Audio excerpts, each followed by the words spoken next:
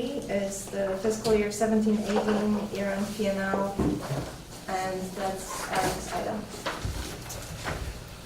Okay, I left a fairly detailed staff memo leading into this. I also left some detailed variance notes at the end. This is a pre-audit financial report from last fiscal year.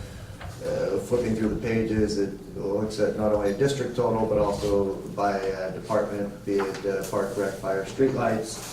I tried to put a couple other kind of big sweeping notes in this to begin. I mean, at this point in time, pre-audit, from an operating perspective, from a cash management and cash flow perspective, we've actually done very good and continue to do very good with revenue exceeding operating expenses. With that said, and to Jeff's point and to the point that we'll hear with the OPEB report, it is not, this is a snapshot. This is a one-year operating. This isn't taking into long-term accounts, long-term liabilities, which are still exceeding the growth of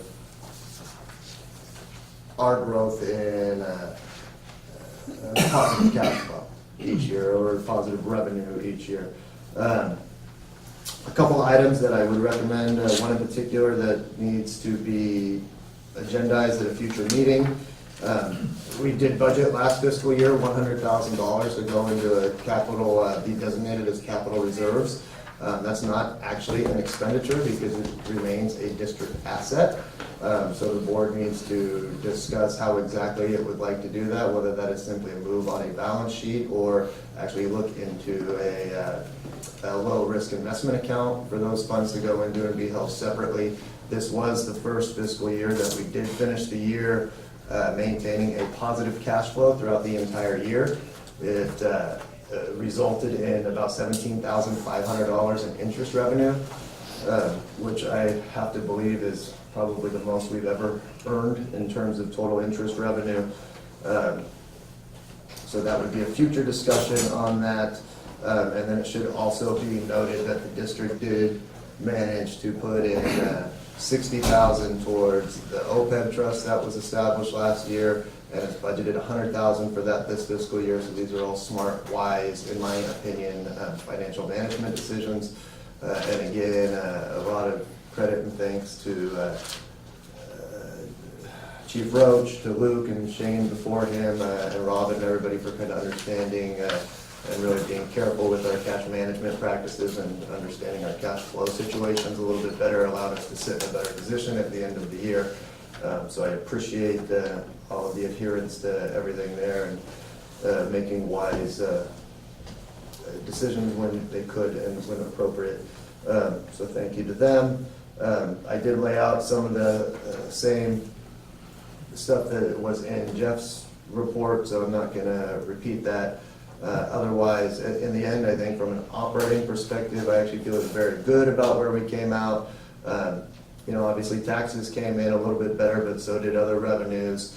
And the other thing that I tried to point out here is when you look at this from a total budget perspective, and actuals versus that, you need to account for the large expenditures as well as revenues that were anticipated for FEMA, many of which will come across in future fiscal years, but won't be nearly that high by any stretch. So that kind of explains some of the larger variance between what was budgeted in terms of total revenue and total expenditure. And then the other, one other large expenditure is many of the kitchen expenditures for the firehouse that were budgeted for this fiscal year are carrying over into the fiscal year that we're in now. So those will need to just be budget amendments as we move down and expect, and that's just simply a cash payment timing. Questions, comments, thoughts? I would like to thank you very much for the notes included with the P&L, because as you review the numbers in your own, you immediately have the questions answered, which is very convenient. I have three little notes. One is I'm not familiar with how we deal with square payments. There was a note about square revenue having to be moved into operating. Yes, yeah, that one is actually on me. It's not, we're not talking about large amounts of revenue. When people come to some of our events and they pay via Square, that money is then deposited into our account. However, it is not able to be deposited into our treasury account because Walton County Marin won't allow that to happen. It actually goes into our payroll checking account, at which point then when the payroll checkings accounts are reconciled, they need to be a separate check written that we deposit for ourselves. And my timing on that just happened after the 30th, and we didn't want to predate the revenue. That's helpful to know, thank you. Mhm. Yeah. What's the issue with the payment? They're not going to let us do direct deposits into our treasury fund. The second question I have is regarding account number 4710642, which is miscellaneous revenue, and it includes PG&E solar rebates. And I was wondering if, like, from an accounting standpoint, wouldn't it make more sense to have a contra account to a PG&E electricity account? I chose to recognize it as actual revenue instead of contra. It isn't necessarily a reimbursement, it's a rebate program. So it comes in, I mean, we could, but I don't know that I would recommend that from a pure accounting standpoint.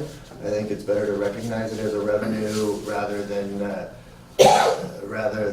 understate the expense. But recognizing also that it does offset the expense. Okay. And then my final point is, it seems like we have really mastered the youth and summer program, but I think the adult direct program will be the challenge of the year. Absolutely, Because I think we can finesse it a little bit more and hopefully draw some more adults and seniors to the center. I think it ebbs and flows also with the offerings that we're able to put out there. 98, probably closer to 100%, and Luke, correct me if I'm wrong, but all of our rec programs are contractor-based, instructor-based. We don't really do any of those ourselves. Yeah, very few, yeah. So a lot of it just depends on what classes we can find, do have availability to come out here and offer the class as well. And then finding the ones that people actually want to do. Thank you. So for me, Dr. Joe? So, 3 items, 2 of them are kind of the same. I think under parks, land and building maintenance, there's a large amount budgeted and a small amount spent. Is that the FEMA money that didn't happen? correct. Or the Same FEMA on project? same on the fire side. And the fire side, yeah, land and building maintenance, okay. And the last question I had, under fire, under revenue, there was $33,000 for paramedic reimbursement, which we didn't get because we didn't reimburse any paramedics, as I understand it. Because we don't have. But my question is, did San Rafael collect from the Marinwood taxpayers that $33,000? Some of it. And where did it go? It's Since in we their didn't get paramedic, it. it's in their paramedic fund. So they kept it, basically. Well, it's helping pay for the paramedic service you currently receive. But if we had had our paramedics to be reimbursed, our guys would have gotten that money, and they would have subsidized their paramedic service some other way, right? With other funds, yeah. Yeah, it sounds like San Rafael's sort of double dipping here. It's a foregone opportunity for us, certainly. Jeff? I have nothing. Thank you for your explanations on the variances. All right, any questions from the audience? Stephen? Yeah, there's a legal settlement there and also legal services.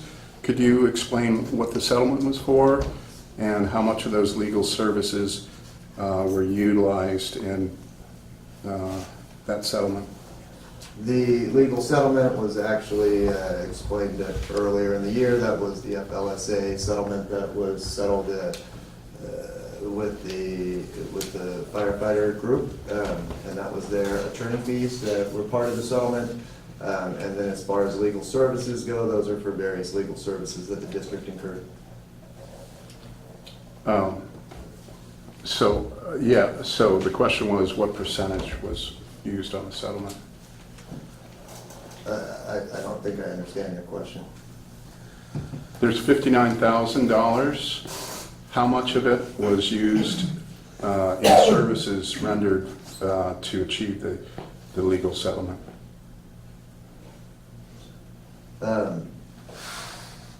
For that fiscal year, I don't have that number right off the top of my head.